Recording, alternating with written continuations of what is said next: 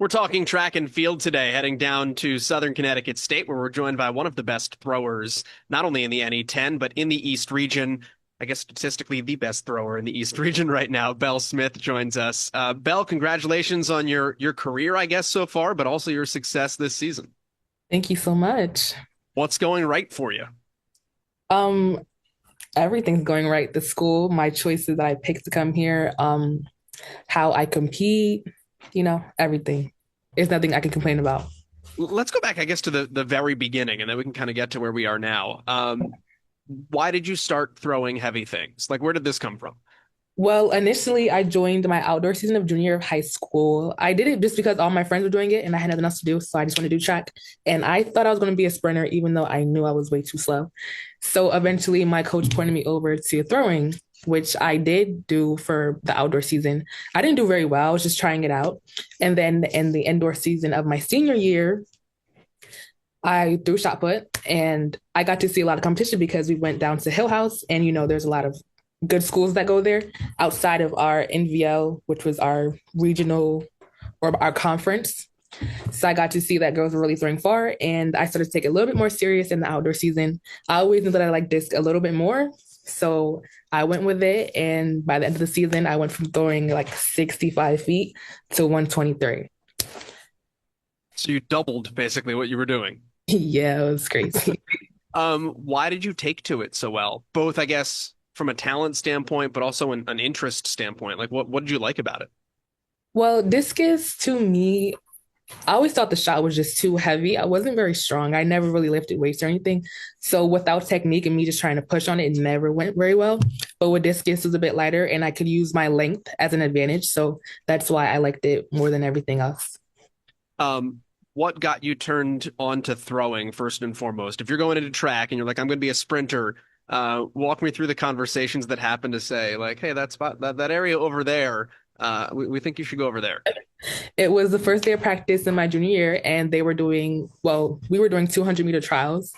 And I think I took like 45 seconds. And my coach was like, maybe you should go try throwing over there, go there for the next few days or whatever. At first, I was a little opposed to it. Like, I wanted to do what everybody else was doing, all my friends were doing. But eventually, I just gave it a chance. And we had a really nice coach over there. Like, nothing, not a specified coach, but he was able to help us out a little bit. I can't remember his name right now. Mr. Dubois. Yes, that's his name. He was a physics teacher. How did we go from I'm going to be a sprinter as a high school junior to I'm a collegiate thrower, and not only that, but I'm one of the best ones in the region. And that happened quickly because you were really good from the jump when you got to Southern. It happened very quickly. So at the end of my senior year, end of outdoor, I think it's about June, when we started having our conference championship and our state championships is when I really had that boost in distance in my throws. In VLs, I think I threw 119 from like 100 feet. And then I went to the class double M championships and I was ranked like third, but I just knew I was going to win. I told my coach, I'm going to win, I'm going to win. He wasn't really like trying to give me too much benefit about that, but I told him I'm going to do it and I can do it. So I eventually won. And then from there, it was like the last week of school and I was starting to change my mind. I had committed to a school down in Michigan. It was a liberal arts school. They gave me a full ride to go down there. And I just started thinking like, I can't just stop throwing. Like, I love this. I love what I'm doing. And then eventually my coach told me that somebody called for me. So I was wondering who called. And it was Coach Stoll from Southern Connecticut State. And I was going right away, but I let her think that I wasn't really trying to go there. But I'm here. So you were going to go to school in Michigan just to be a student Just to be a student. Yeah, on, I was on a full ride. on a full ride. I was always big in academics, so that was my choice right away. I was never thinking about sports at all. What made you change your mind? Like what about the call from Coach Stoll had you say like, you know what? I'm not done being an athlete. I'm gonna go give this a shot. It was after my class double M championships. We had state opens, and I didn't compete well. I think I came like all the way in 20th when I was like seeded to win, and I just couldn't get that off my chest. Like, it was just on my heart too bad. I had to keep going somehow. And the school in Michigan, they didn't have track. They're D3, but they didn't have this as an option. So I just had to go with what I had. What'd your parents think? My mom was super excited. I was able to stay closer, even though I do have a lot of family in Michigan. I wasn't really ready to leave everybody. So that way I'm closer, in state. So we're not paying too much to be here. Tell me about your development once you got to Southern. Like, what helped you take off, and how do you feel you've grown in 2.5 years as as a college student athlete? Okay, so coming out of high school, I really wanted to get into weightlifting because I would watch videos of throwers on the internet and they would say, do this lift, do this, do that. But I never knew where to start or who to look for to help me. So when I came to Southern, I had all of that at my feet. So I had my coaches training me, giving me specific, corrections because I couldn't really correct myself. I didn't really know what was going on. I was just doing what I could do best.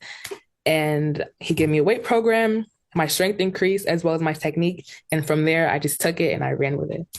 How much has your strength increased since you've gotten to college? Well, a lot. When I first got here, my freshman year, I could not even bench the bar, which is just 45 pounds. And the most I've done today is 145 for a single. So that's really big. I don't know how much I was squatting in high school. I could probably squat like maybe 95 pounds. And my max now is 335. So it's skyrocketed. That's different. Yeah, that's a much bigger number. Yeah. Um, how has your perspective changed? How have your goals changed? Your outlook?